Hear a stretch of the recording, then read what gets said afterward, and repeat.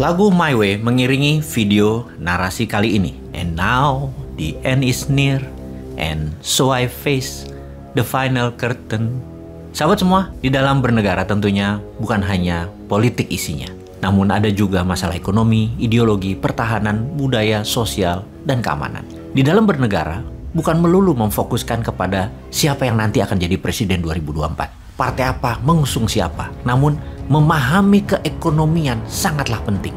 Nantinya, di dalam kelolaan bernegara, bagaimana dan apa yang Indonesia harus lakukan. Fakta sejarah, Indonesia itu lebih tua 4 tahun dari Tiongkok. Indonesia berdiri tahun 1945. Tiongkok berdiri tahun 1949. GDP per kapita Indonesia saat ini sekitar 4.300-an dolar. Tiongkok GDP per kapitanya 15.800 dolar. Singapura merdeka tahun 1965, 20 tahun lebih muda dari Indonesia. GDP per kapitanya 59.500 dolar. Indonesia jauh tertinggal. Ini kalau kita bernegaranya jantan. Kita mengakui bahwa memang ada yang salah di dalam mengelola potensi negara Indonesia dalam 7 kepresidenan saat ini. Haluan negara dan nation interest-nya belum world class. Itu sekali lagi kalau kita jantan. Namun kalau kita bangsa yang cari selamat, maka kita akan membandingkan dengan negara lain yang lebih lemah. Seperti mengatakan, itu Ethiopia masih miskin, Myanmar masih miskin, India masih di bawah kita. Untuk hal ini, terserah Anda memandang diri Anda sendiri. Merasa kita di bawah performa atau merasa kita sudah cukup seperti apa adanya saat ini adalah yang terbenar dan yang terbaik untuk Indonesia. Bagi New Mind, Indonesia adalah Ferrari yang dibawanya hanya 30 km per jam. Takut-takut, bingung, dan gak pede. Jadi untuk membuat kita pede, kita mempelajari tentang geoekonomi, mempelajari bernegara dari sisi ekonomi. Kita ke tahun 1080-an sekarang. Masa kejayaannya Mas Boy, lintas melawai, breakdance, musik punk, rambut punk, jazz over shoulder, Walkman, kaset, dan lain sebagainya. Culture pop dan ledakan teknologi baru terjadi di Indonesia dan pastinya terjadi di seluruh dunia. Keceriaan di sisi lainnya ada kegelapan ternyata. Di sisi Amerika Latin, di tahun 80-an adalah tahun bencana. Bahkan Amerika Latin menyebutnya dekade 80-an tersebut sebagai the lost decade. Mengapa? Karena mereka menghadapi masalah financial turmoil, masalah keuangan yang parah. Debt typhoon atau badai hutang menghantam ekonomi Amerika Latin yang dikarenakan di tahun 80-an tersebut ada 2 kali kenaikan harga minyak bumi, oil price shock, yang membuat banyak negara Amerika Latin menjadi defisit neraca perdagangannya. Meksiko adalah negara pertama yang tumbang, mengatakan dirinya bangkrut di tahun 1982, menyatakan negaranya tidak mampu membayar hutang. Ternyata membuat efek domino di berbagai negara Amerika Latin yang juga memiliki hutang negara yang sangat besar.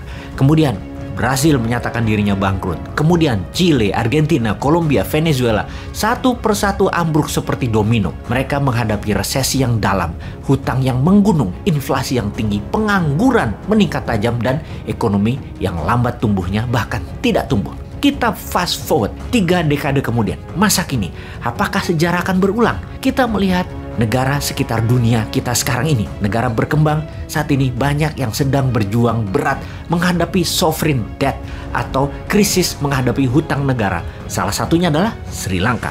Ekonomi Sri Lanka sudah ambruk, hutang menumpuk, cadangan devisa hanya sisa 1 bulan lagi untuk membeli produk kebutuhan nasional yang tidak bisa diproduksi oleh Sri Lanka. Dan parahnya, Sri Lanka kebutuhan pokok hariannya 60% impor.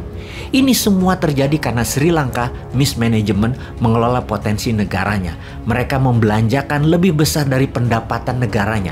APBN-nya selalu minus. Ditambah lagi ada faktor lain terjadi, memukul negara sejenis Sri Lanka. Efek pandemi selama 2 tahun membuat ekonomi melambat di seluruh dunia. Meningkatnya pinjaman negara-negara yang lemah dan invasi Rusia ke Ukraina mengakibatkan meningkatnya harga minyak bumi dan gas alam serta harga pangan, dan ketersediaan pangan dunia menipis. Apa yang terjadi di Sri Lanka saat ini? Akankah bermutasi membawa efek domino seperti di tahun 80-an, di tahun 1982 di mana diawali dengan Meksiko yang sekarang adalah Sri Lanka? Akankah menjadi mutasi dan menyebar ke seluruh dunia Sri Lanka Way ini? Apakah Sri Lanka merupakan canary in the coal mine? Burung kenari di tambang batu bara.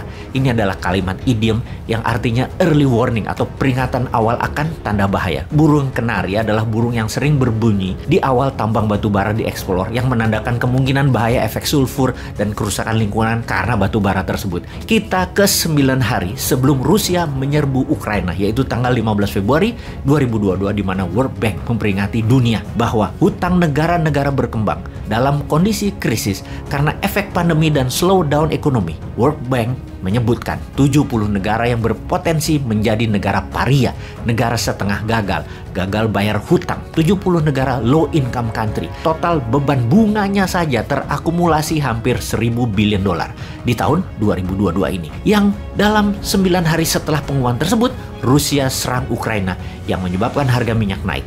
Jaringan distribusi dunia terganggu, harga pangan meningkat, dan ketersediaan pangan terbatas. Hal ini semua membuat analis perekonomian sulit melihat sisi terang ekonomi di tahun 2022 ini. Di bulan Maret, kembali PBB mengumumkan ada 107 negara yang kena imbas salah satu dari 3 masalah dunia. Apa saja 3 masalah dunia tersebut? 1. Kenaikan harga pangan. 2. Kenaikan harga energi. Dan ketiga, kondisi perekonomian dalam negeri yang berat seperti inflasi meningkat, banyaknya pengangguran, dan lain sebagainya. Dari 107 negara yang bermasalah tersebut, mereka mewakili 1,7 miliar manusia alias 20% populasi dunia. Dari 107 negara yang kena pengaruh satu di antara 3 masalah, ada yang menarik. Ada 69 negara di dalamnya yang menghadapi ketiga masalah tersebut sekaligus, yaitu masalah pangan, masalah energi, dan masalah keuangan.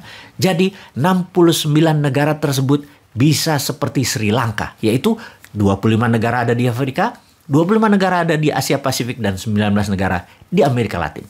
Ekonomis bahkan menduga negara di Afrika seperti Mesir saja terkena 3 pengaruh masalah dunia tersebut, apalagi negara lain. Gandum, makanan utama Mesir, sudah mulai hilang dari pasaran Mesir dan harganya sudah naik 50%. Pemerintah Mesir baru-baru ini mengatakan cadangan pangan hanya bertahan 3 bulan lagi di bulognya Mesir. Tunisia, pencetus awal Arab Spring, hutangnya sudah 100% GDP, inflasi 7%, yang bisa menyebabkan masyarakat turun ke jalan karena masalah ekonomi tersebut. Lebanon dalam 2 tahun ini sudah meningkat 11 kali mengenai kebutuhan harga-harga pangan tersebut.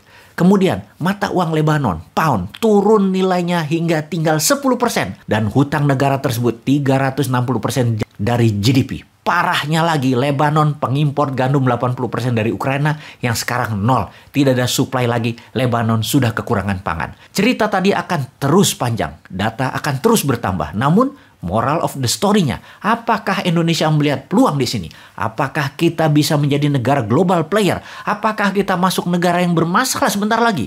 Anda yang bisa menjawab itu semua, sahabat.